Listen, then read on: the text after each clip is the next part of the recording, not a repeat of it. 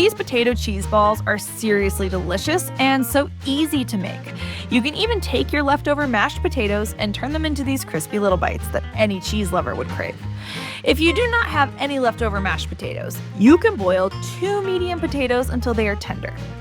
Then mash them up to create a fresh batch for these delicious potato cheese balls.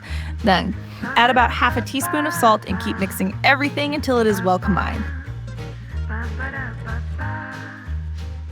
Now, add about 3 to 4 tablespoons of cornstarch to the mixture and mix well until everything is combined. Now, take a handful of the potato mix and roll it into a ball using your hands.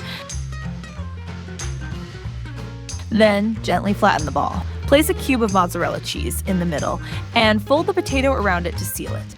Roll it back into a ball and keep doing this until you have shaped all the balls.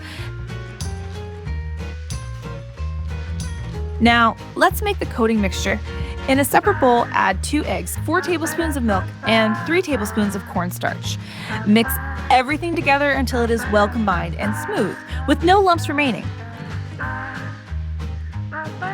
Then, take each potato cheese ball and dip it into the egg mixture to cover it well. Then, roll all the potato cheese balls in the breadcrumbs, making sure to press a bit so the breadcrumbs stick nicely.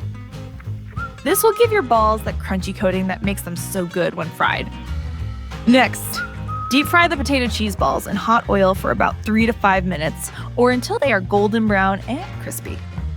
Once they are ready, take them out and let them cool for a few minutes so you do not burn yourself. These potato cheese balls have a satisfying crunch when you bite into them, and then you hit that soft, cheesy goodness inside.